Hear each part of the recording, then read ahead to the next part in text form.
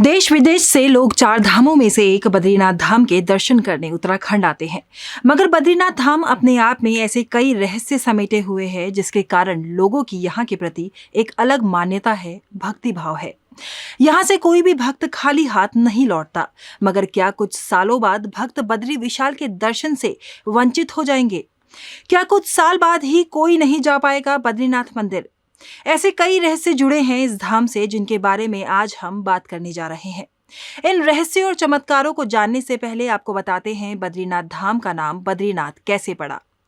बद्रीनाथ मंदिर अलकनंदा नदी के बाईं ओर तट पर और नर और नारायण नामक दो पर्वत श्रेणियों के बीच स्थित है। इस धाम से जुड़ी दो कहानियां काफी प्रचलित है। पहली कि एक समय में इस धाम के आसपास जंगली बेरी यानी कि बद्री काफी ज्यादा पाई जाती थी। इसी बद्री के नाम पर इस धाम का नाम बद्रीनाथ पड़ा। इसी के साथ यहाँ से जुड़ी एक दूसरी कहानी काफी प्रचलित है। जब भगवान विष्णु यहाँ तपस्या में लीन थे तो उस दौरान इतना ज्यादा हिमपात हुआ कि भगवान विष्णु भी पूरी तरह बर्फ में डूब चुके थे। उस समय माता लक्ष्मी से उनकी यह दशा देखी ना गई और उनके पास ही माता लक्ष्मी ने एक बेरी यानी कि बद्री के वृक्ष का रूप धारण कर लिया और भगवान विष्णु को वर्षा और हिम से बचाने लगी। कालांतर में जब भगवान विष्णु ने आंखें खोली तो देखा कि मां लक्ष्मी स्वयं हिम से ढकी हुई है। इसके बाद भगवान विष्णु ने माता लक्ष्मी के तप को देखते हुए कहा कि हे प्रिय, तुमने भी मेरे समान ही तप किया है, इसलिए इस धाम को मुझे तुम्हारे साथ पूजा जाएगा। साथ ही उन्होंने कहा कि क्योंकि तुमने बद्री वृक्ष का रूप धारण कर मेरी रक्षा की, इसलिए मुझे भी बद्री के नाथ यानी कि बद्रीनाथ के नाम से जाना जाएगा। अब आपको बताते हैं कि क्यों कुछ वर्षों बाद कोई भी बद्रीनाथ धाम के दर्शन नहीं कर पाएगा। पुराणों के अनुसार भूकंप, जल प्रलय और सूखे के बाद जब गंगा नदी का इस धरती से नामो निशान मिट जाएगा तो बद्रीनाथ और केदारनाथ धाम भी भक्तों को कभी नहीं दिखेंगे। अब आप सभी के मन में आ रहा होगा कि ऐसे कैसे मंदिर अचानक से गायब हो जाएगा। मगर मंदिर कहीं गायब नहीं होगा, बल्कि इस मंदिर तक जाने का रास्ता हमेशा हमेशा के लिए बंद हो जाएगा। दरअसल जिन दो पर्वत श्रेणियों के बीच बद्री विशाल का ये मंदिर स्थित है, यानी कि नर और नारायण पर्वत, जब ये दोनों पर्वत आने वाले कुछ वर्षों में एक दूसरे से मिल जाएंगे तो बद्रीनाथ धाम तक आने का रास्ता बंद हो जाएगा, जिससे कि भविष्य में किसी को भी बद्रीनाथ मंदिर के दर्शन नहीं हो पाएंगे। माना जाता है कि जोशीमठ में नरसिंह भगवान की मूर्ति का एक हाथ हर वर्ष पतला होता जा रहा है।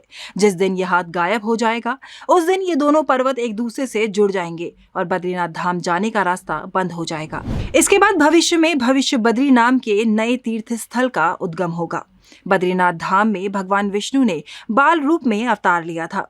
वो इसलिए क्योंकि उनसे पहले यहाँ भगवान शिव और माता पार्वती रहा करते थे। एक दिन भगवान शिव और माता पार्वती देखते हैं कि उनके द्वार पर एक बालक बहुत तेज तेज रो रहा है। माता पार्वती ये देखकर चुप न रह सकी और वे बच्चे की तरफ जाने लगी। भगवान शिव ने उन्हें रोकने की बहुत कोशिश की और साथ ही समझाया भी कि इस निर्जन इलाके में यह अकेला बच्चा कैसे आ सकता है। लेकिन उस बालक का रोना ममता से भरी माता पार्वती से देखा ना गया और माता पार्वती ने झट से बालक को गोद में उठा लिया और अंदर लाकर दूध पिलाने लगी। इसके बाद माता पार्वती बच्चे को घर में छोड़कर भगवान शिव के साथ नजदीक के गर्म पानी के झरने में स्नान करने चली गई। लेकिन जब वे वापस लौटे तो उन्होंने देखा कि घर का दरवाजा अंदर से बंद है। ऐसे में माता पार्वती आश्चर्यचकित रह गई और बोली, ऐसा कैसे हुआ? इस पर भगवान शिव बोले कि मैंने पहले ही कहा था बच्चे को मत उठाओ, वह कोई साधारण बालक नहीं, लेकिन तुमने मेरी एक न सुनी। माता पार्वती बोली, अब हम क्या करेंगे, कहाँ जाएंगे? तब भगवान शिव बोले, यह तुम्हारा प्रिय बालक है, इसलिए मैं इसे कोई हानि नहीं पहुंचा सकता। अब हमारे पास सिर्फ एक ही विकल्प बचता है कि हम अपने लिए कोई दूसरा ठिकाना ढूंढ ले। तब भगवान शंकर ने वहां से कूच कर केदारनाथ में अपना नया ठिकाना बनाया। बद्रीनाथ धाम से जुड़ा एक रहस्य है कि धाम के कपाट बंद होने के बाद भी यहाँ बद्री विशाल की पूजा की जाती है। अब इस दौरान इनकी पूजा कौन करता है ये जान लेते हैं। कहा जाता है कि कपाट बंद होने के बाद 6 महीनों तक देव ऋषि नारद भगवान विष्णु की पूजा अर्चना करते हैं और जब मंदिर के कपाट खोले जाते हैं तो जो ज्योति कपाट बंद करने से पहले जलाई जाती है वह कपाट खुलने के बाद भी जलती हुई मिलती है। बद्रीनाथ से जुड़ा एक रहस्य ये भी है कि यहाँ शंख नहीं बजाया जाता। वैसे तो हर मंदिर में शंख बजाना काफी शुभ माना जाता है, मगर बद्रीनाथ में इस पर रोक है। इसके दो अलग अलग कारण हैं। पहला कारण है कि बद्रीनाथ मंदिर बर्फ से ढका हुआ रहता है। ऐसे में शंख बजने से इससे निकलने वाली ध्वनि बर्फ से टकरा सकती है, जिससे बर्फीला तूफान आने का खतरा बढ़ सकता है। इसके साथ ही बद्रीनाथ में शंख ना बजाए जाने का एक आध्यात्मिक कारण भी है। शास्त्रों की माने तो एक बार मां लक्ष्मी बद्रीनाथ में बने तुलसी भवन में ध्यान कर रही थी। तभी भगवान विष्णु ने शंखचूरण नामक राक्षस का वध किया। अब हिंदू धर्म के अनुसार विजय पर शंखनाद किया जाता है, लेकिन विष्णु जी ने लक्ष्मी जी का ध्यान भंग ना हो इसलिए शंख नहीं बजाया। तब से बद्रीनाथ में शंख नहीं बजाया जाता। इसके साथ ही बद्रीनाथ के तपकुंड से जुड़ी एक मान्यता भी है। पुराणों के अनुसार बद्रीनाथ के जिस हिस्से में विष्णु जी ने तप किया था, आज वो जगह तपकुंड के नाम से जानी जाती है। इस कुंड में हर मौसम में गर्म पानी रहता है। कहते हैं कि जो भी इस जल से स्नान करता है उसकी स्किन की दिक्कत समेत दूसरी परेशानियां भी दूर हो जाती है।